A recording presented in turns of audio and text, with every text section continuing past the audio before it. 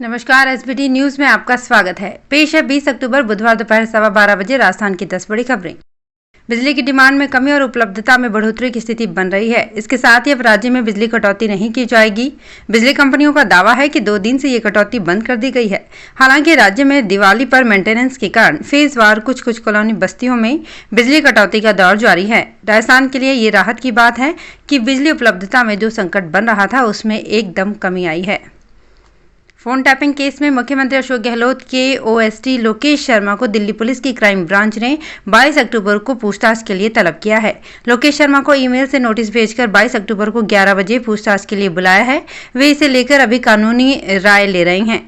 इससे पहले लोकेश शर्मा को 24 जुलाई को भी पूछताछ के लिए बुलाया गया था, लेकिन उस समय वे पेश नहीं हुए थे। राज्य सरकार के विभिन्न विभागों में भर्तियों में शैक्षणिक योग्यता संबंधित विवादों को दूर करने के लिए समिति का गठन होगा। नियमित भर्तियों को लेकर सीएम अशोक गहलोत ने 2 निर्णय किए हैं। इनमें भर्तियों से जुड़ी शैक्षणिक योग्यता और समकक्षता के संबंध में होने वाले विवादों के समाधान सुनिश्चित करने, विभागों में रिक्त पदों पर नियमित रूप से भर्तियां करने और इस प्रक्रिया को समय पर पूरा कराने के निर्देश दिए गए हैं। राजस्थान कांग्रेस में लंबे समय से अटकी राजनीतिक नियुक्तियों पर प्रदेशाध्यक्ष गोविंद सिंह डोटासरा ने कहा कि दिल्ली तक राजनीतिक नियुक्तियों की खुशखबरी सबको मिल जाएगी। मंत्रिमंडल फेरबदल के सवाल पर कहा कि आलाकमान का हमसे ज्यादा फोकस है। बता दें कि मुख्यमंत्री अशोक गहलोत की दिल्ली यात्रा के दौरान राहुल गांधी और प्रियंका गांधी से बदलाव के ब्लूप्रिंट पर पहले दौर की चर्चा हो चुकी है और जल्द ही गहलोत का दिल्ली का एक और दौरा करेंगे, जिसमें कांग्रेस अध्यक्ष सोनिया गांधी से मुलाकात होनी है। पेट्रोल डीजल के दाम लगातार बढ़ने से आम आदमी की रसोई का बजट भी गड़बड़ाने लगा है। पिछले 15 दिनों में हरी सब्जियों के दामों में दोगुनी वृद्धि हुई है। व्यापारियों ने बताया कि पेट्रोल और डीजल के दामों के साथ हाल ही में राजस्थान, गुजरात और महाराष्ट्र में बारिश होने से असर हरी सब्जियों पर पड़ रहा है। वहीं आगे और भाव बढ़ने की संभावना है। देश में प्याज के प्रमुख उत्पादन केंद्र नासिक सहित और भी जगहों पर पिछले दिनों हुई बारिश का असर प्याज की फसल पर भी पड़ा है। राजस्थान शिक्षक पात्रता परीक्षा यानी कि रीट के आयोजन में अदूरदर्शिता के कारण रही खामियों से आखिरकार सबक लिया गया है। राजस्थान कर्मचारी चयन बोर्ड की ओर से आगामी 23 और 24 अक्टूबर को होने वाली पटवार भर्ती परीक्षा के लिए व्यवस्थाओं में कई अहम बदलाव किए गए हैं। परीक्षा को सफलतापूर्वक कराने के लिए न सिर्फ परीक्षा केंद्र सीमित रखे गए हैं, बल्कि 2 दिन में 4 पारियों में कराने जैसे कई कदम उठाए गए हैं। आरपीएससी की ओर से 27 अक्टूबर को आरएएस प्रीलिम्स 2021 होगा। आरएएस 2021 परीक्षा 998 पदों के लिए होगी। इसमें 6,48,000 अभ्यर्थी शामिल होंगे। आयोग द्वारा 2008 से 2018 तक ली गई कुल 6 परीक्षाओं में पदों और आवेदन के मामले में पुरुष आगे रहे।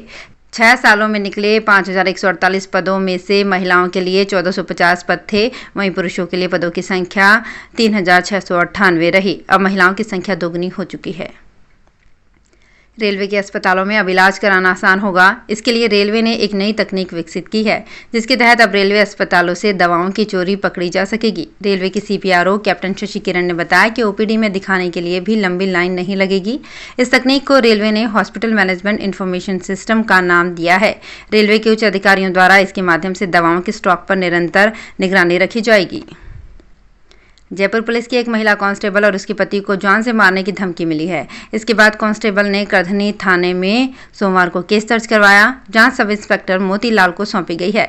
महिला कांस्टेबल करधनी थाने में ही पदस्थ है। उसने पुलिस को शिकायत में बताया कि एक युवती ने सोशल मीडिया पर फेक आईडी बनाकर अभद्रता करने का केस दर्ज करवाया था। उसने सुनील ढाका नाम के युवक पर आरोप लगाया था। अब ढाका उसे ही धमका रहा है। राजस्थान स्वास्थ्य विज्ञान विश्वविद्यालय के कॉलेज ऑफ नर्सिंग साइंसेज में नर्सिंग छात्रों की पढ़ाई का हाल देखिए। फैकल्टी के 46 में से 43 पद खाली हैं। आरयूएचएस प्रशासन 3 साल में भी इन पदों को नहीं भर पाया। चुनाव आचार संहिता तो कभी कोरोना काल के चलते यहां पढ़ाई डेपुटेशन पर लगी 3 फैकल्टी के भरोसे है। यही हाल रहा तो मान्यता पर ही संकट में आ जाएगा। नर्सिंग संस्थानों को मान्यता देने वाले आरयूएचएस के खुद के संस्थान का ही बुरा हाल है, तो अन्य संस्थानों का क्या होगा। तो फिलहाल इस बुलेटिन में इतना ही। फिर हाजिर होंगे कुछ और बड़ी खबरों के साथ। एसबीटी न्यूज के और भी वीडियोस को देखने के लिए हमारे चैनल को सब्सक्राइब करें और नोटिफिकेशन पाने के लिए बेल आइकन को प्रेस करें।